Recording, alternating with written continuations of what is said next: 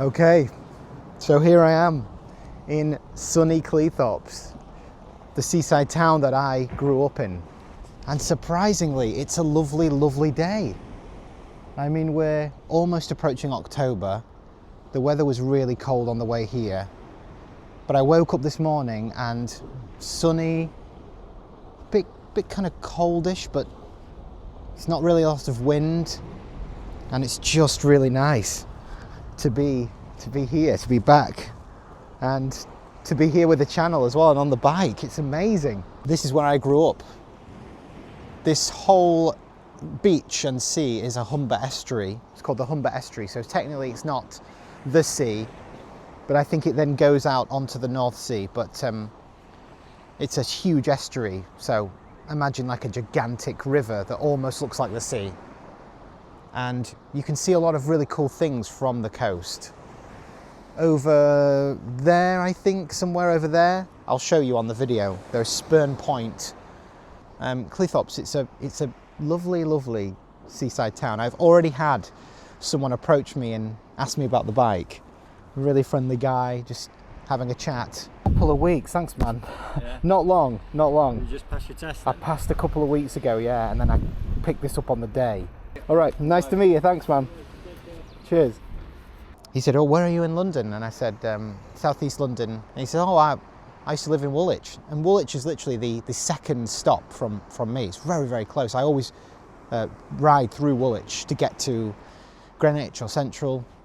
So yeah, small world, small world. A little update on what happened to the rest of the journey. I just ended up needing to take more because of my mum's present and stuff. And usually I overload this with the cover, the D-lock, the disc lock, and the big ring lock. And I just didn't want to overflow this because I wanted this to be a free for other things.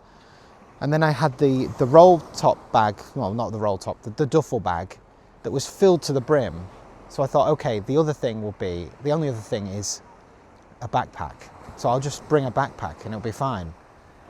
So then you might see it in the video, but when I sit on the bike with the backpack on, I didn't even test it out because of the duffel bag.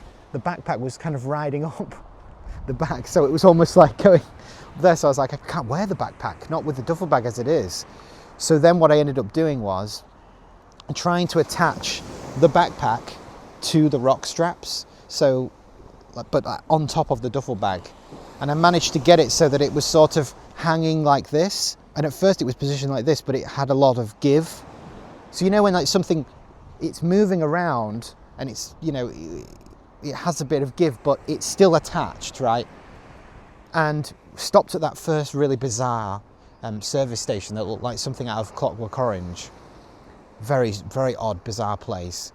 And the backpack was kind of all the way down here. So then I tied like a knot to pull it, you know, like the top of the backpack that you can hold it with your hand.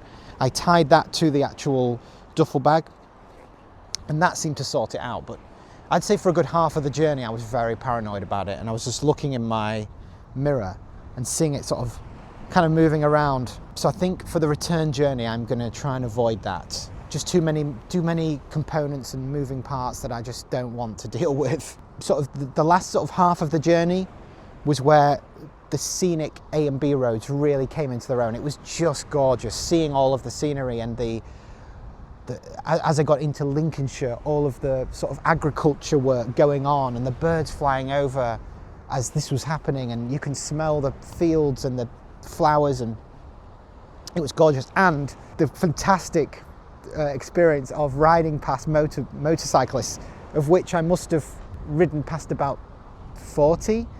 You know, different ones, sometimes going the same way, overtaking, or sometimes going the opposite way. But the little nod, and I figured out now what it is. It's a nod, and it's a nod to sort of right, like this. You do that, because if you do this, you can't really, you might not see it. So it's a more kind of like, if you do that, it's a slightly unnatural movement. So, and I figured that's what you do. So I was doing that back, and it was amazing. They all were doing it.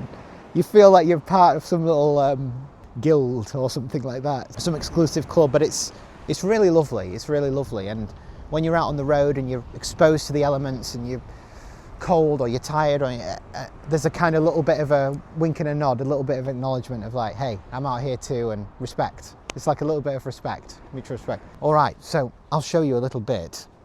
So over here we've got the bike and we're facing out towards the sea.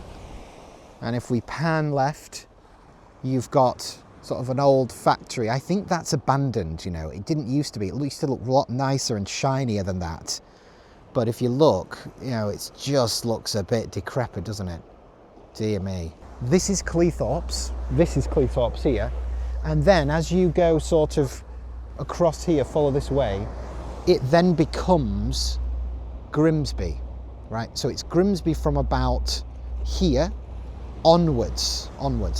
And there is the football stadium, Grimsby Town Football Club. And you might have seen our game recently against Manchester United, where we won on penalties. I don't know how many penalties, was it 85? And where we are now is what's called the Fitties. So it's kind of the end of the sort of beach line where the sand sort of stops. So over there is where the beach actually continues, and there's the pier there. You can see the pier. The pier actually, this one here, it used to be, back in Victorian times, a lot longer. It used to go all the way out, but there was a huge fire, and so it was shortened. And this has been many, many things. It's been like a nightclub. It was a nightclub again. I think then it was another nightclub. I think there was a lot of nightclubs. And then it's now Papa's. It's now Papa's Fish and Chips. What I'll do is I'll go up and have a ride up to here, because the beach goes all the way, follows the sand, and then goes all the way past the pier, and then it hits, there's a leisure centre, and then it keeps on going, and that's where you can see some really beautiful views as well. And there's a boating lake after that as well. So it's really lovely. And across here, the beach, there's a bunch of like arcades, you know, penny machines and, you know, shooting games and stuff like that. And they're really fun to go and spend the day with. And I can't believe I didn't mention this. This here, there's a little Ferris wheel, a slide, and a tiny roller coaster. And we went on it. It's just a tiny little thing for kids. We went on it when I first got back from Korea, Minjung and I thought I was going to die because it's so rickety and rusty. It feels like the tracks are going to dislocate. But anyway, great. And look at this, beautiful. And there's somebody, wow.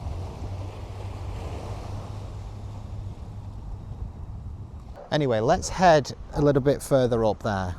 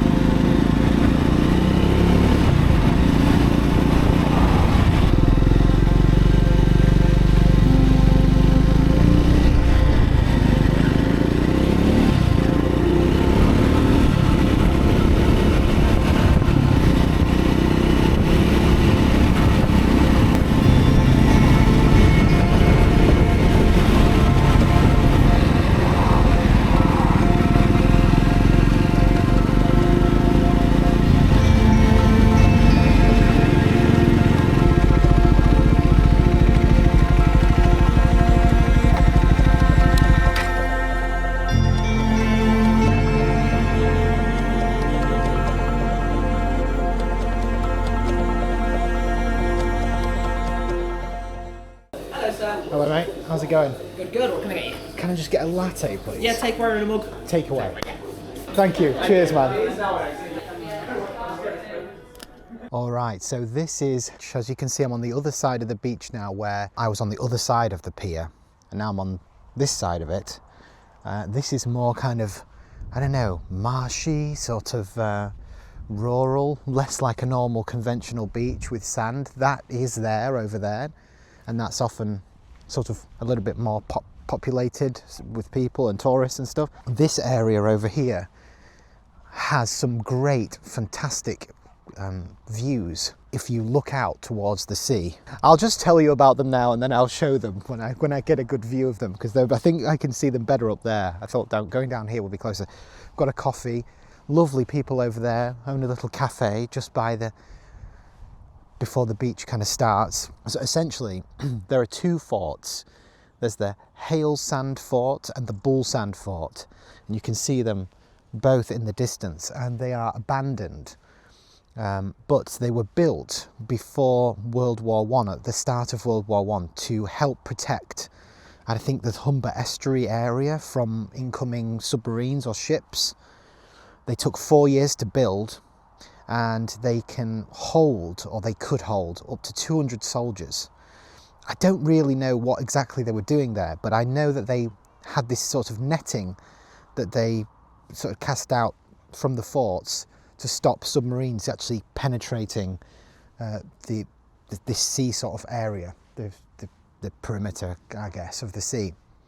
So they were built for the First World War, but then, obviously, then the World War II started, and then obviously they were reopened for that purpose, to help with World War II, and as far as I'm aware, used to sort of defend the shores for that time. And then they were finally decommissioned in 1956, I think, and ever since then they've been standing there. In fact, you can just see that one there, so that is the other one. Okay, so I'm going to finish this coffee and do a bit more exploring around the town. It's good fun, this. There's also, it's a tiny little steam train. It's so cute, and it basically starts over here and it goes all the way down there and to, I think, towards the leisure centre way. It doesn't go far. Touristy thing to do. I've never actually been on it, despite it running for many years. I've never been on it. And this here is the boating lake. Now you'll see, look, a bunch of swans, as per usual. They own this part of the territory. This is their land. And I think they've now installed some actual new boats. So you used to be able to rent wooden rowing boats just from the guys up there, and then you could row around here, the boating lake. So that's what you used to do with your mates sometimes, or, you know, if you wanted a romantic date. Not that I ever did take anyone on a date on a boat like this. I think I would have been too embarrassed. My rowing skills, my lack of rowing skills, would have ended the date there and then. So, oh, there it is. Here we go, the Humber Forts. The Humber Forts. The Humber Forts are two large fortifications in the mouth of the Humber estuary in northern England. There we go, I was right. Hale Sand Fort and Bull Sand Fort. They were built in 1914 to protect the entrance to the estuary. And okay, they're saying the different sizes, but that doesn't matter. The two hexagonal sand. They're built in 1915 as a defence for the Humber estuary. The largest. Okay, yeah, 1956. They were decommissioned, which is a shame. It'd be a cool little touristy destination, but I guess they'd have to arrange a boat and do all that, and cool bit of history. Okay, let's get back on the bike and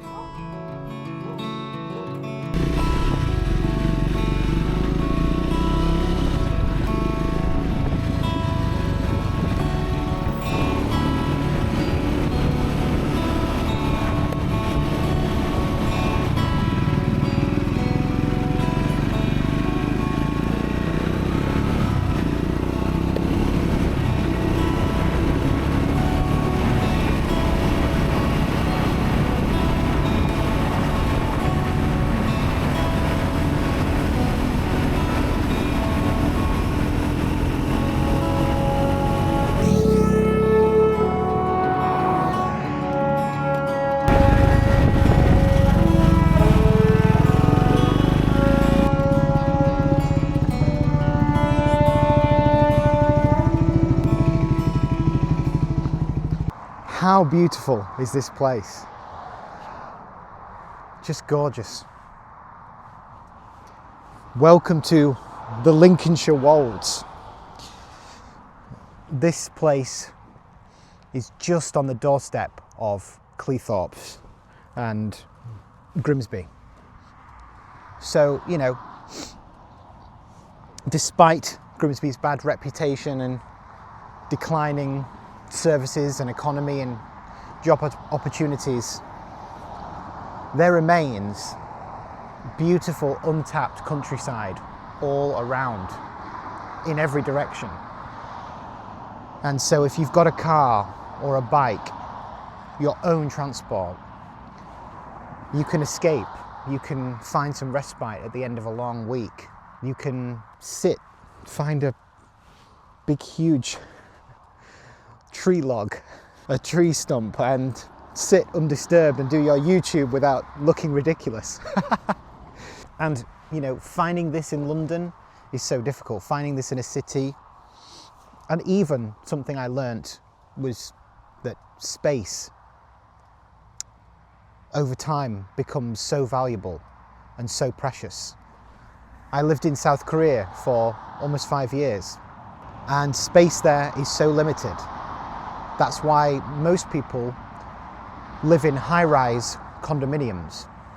Having a house is considered a wealthy person's asset. And don't get me wrong, that is happening here too. You know, having a house is increasingly more difficult, but there is plenty of space.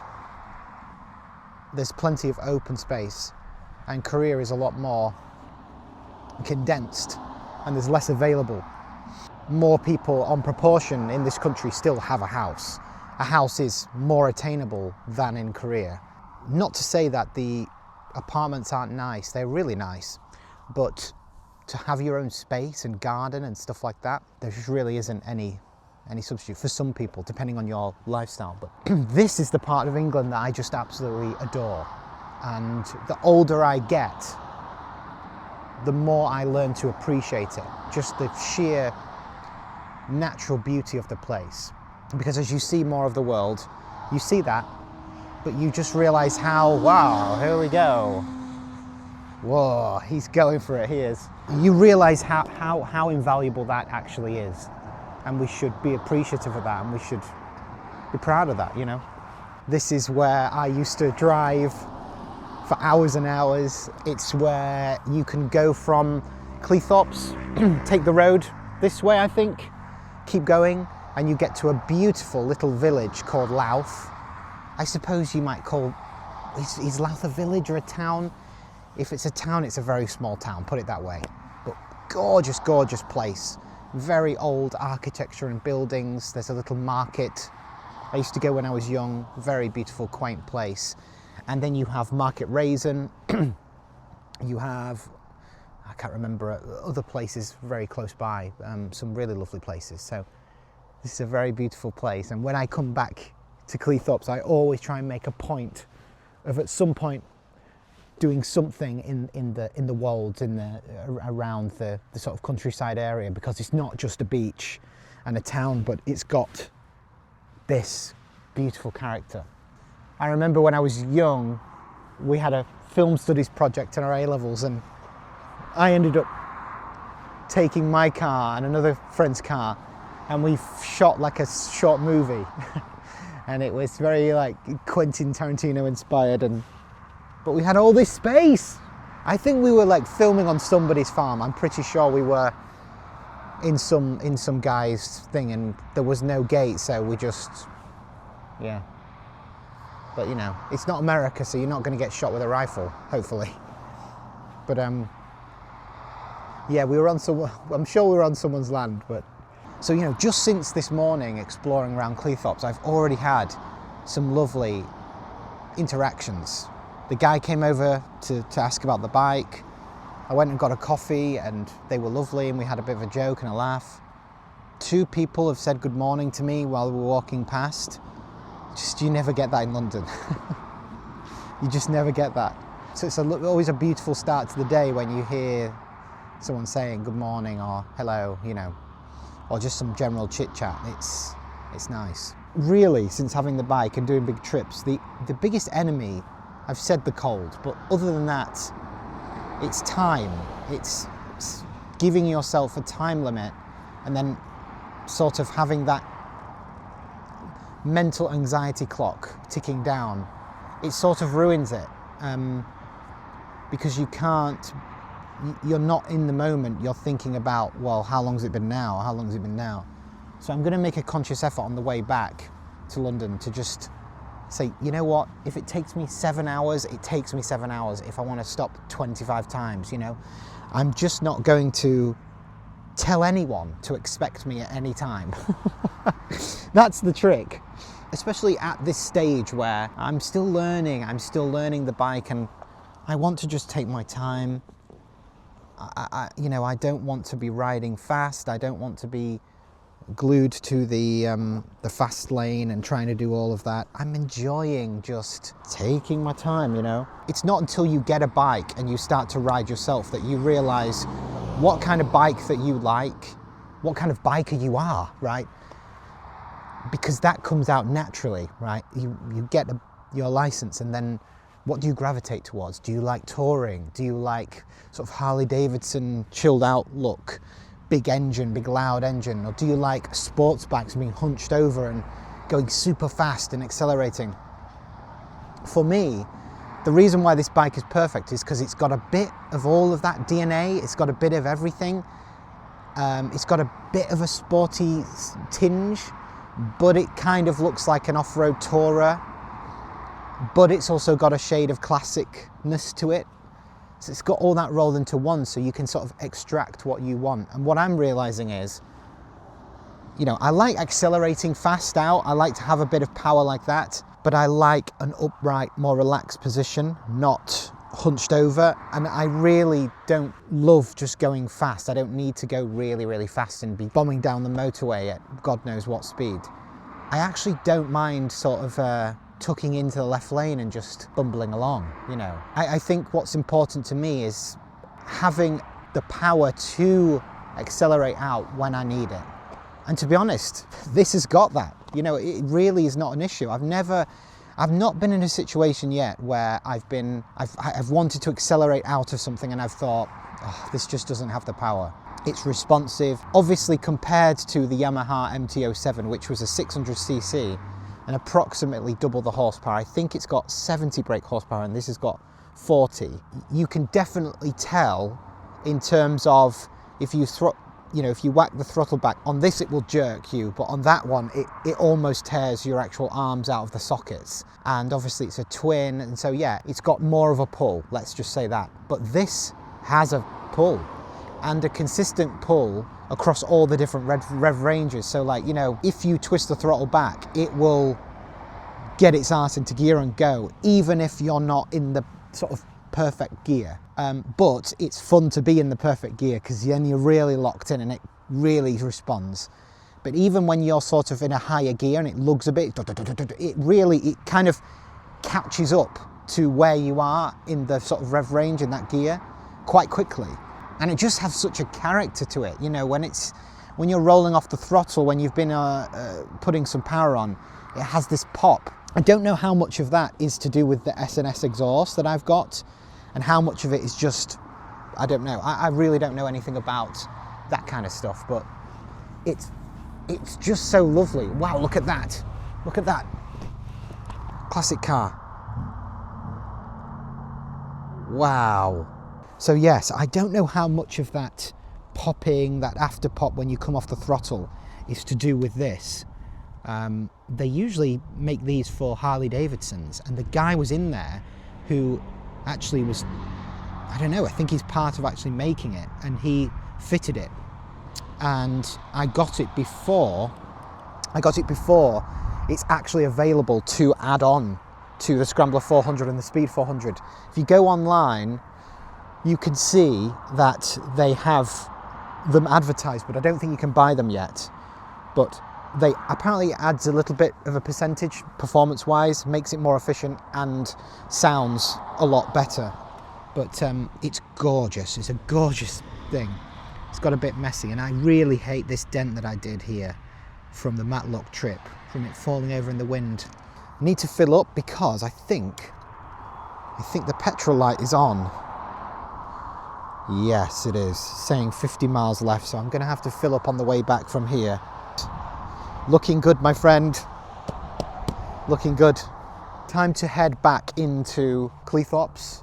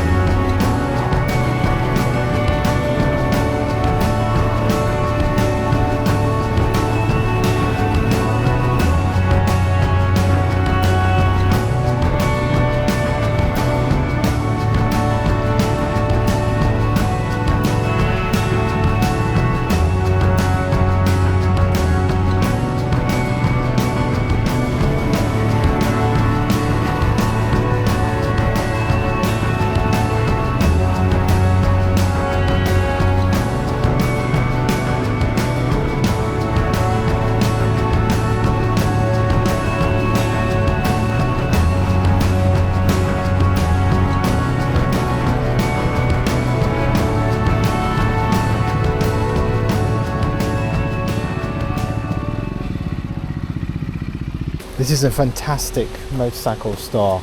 Great array of bikes. That's the one there. Is that the one I was learning on? It's lovely. Oh my god, she's humongous. Look at that. Oh, they've got a few Royal Enfields here. Royal Enfield Meteor, 2,599. 22 reg. Oh god, look at this. Oh, this is lovely. Crikey. And an Interceptor. This looks like a lovely bike. Have a look at this. Oh, it's lovely. I like the bar end mirrors as well. So cool. I saw this one last time as well. And it's 4299, 22,000 miles. Triumph Bonneville T100. This is really nice. Look at this. Look at that. 2005. But it's in good condition. I saw this months and months ago. I'm surprised it hasn't gone. Oh, quite a heavy clutch. But wow, what a cruiser this is. Triumph Tiger 5899. 16 plate.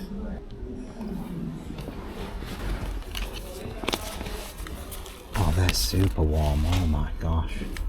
Yeah, just some no-nonsense winter gloves. Yeah, they don't look as cool as the other ones, but these will do just fine, you know.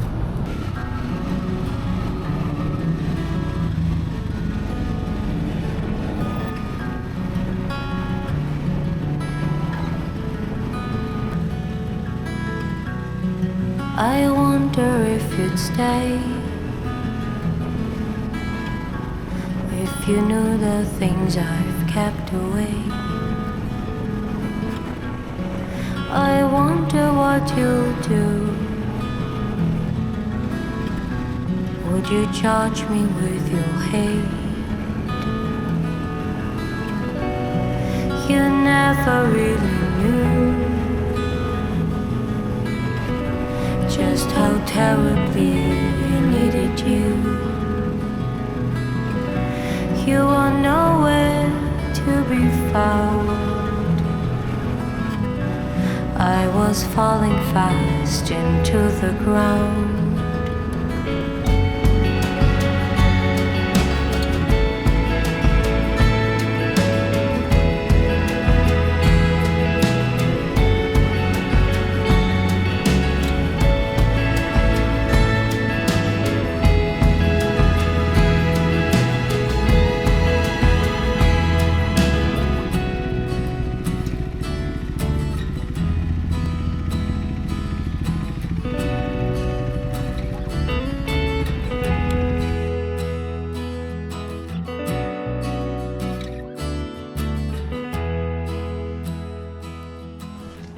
Right, so I've stopped at another local landmark, you could say. It's a historic place, I guess. This here is the Waltham Windmill, and it's been there since 1966. This trip is becoming like some kind of history tour. I don't mean it to, but I keep like riding around and seeing little places that I'm like, oh yeah, I should go back there, you know. But yeah, that's the windmill. 1966 it was built, and obviously it's been restored since then and a few things, and you can actually go inside, go all the way in and up to the top, and it operates just like an old windmill. Lots of wood and metal and very sort of analogue and, you know, that old kind of architecture. It's really beautiful, and it's quite, if I remember correctly, it's quite steep to go up. Steep steps. It's a little bit like a little bit dodgy, but it's really cool, and you get a little view out of the window. And then I think you can go right to the top of this bit here.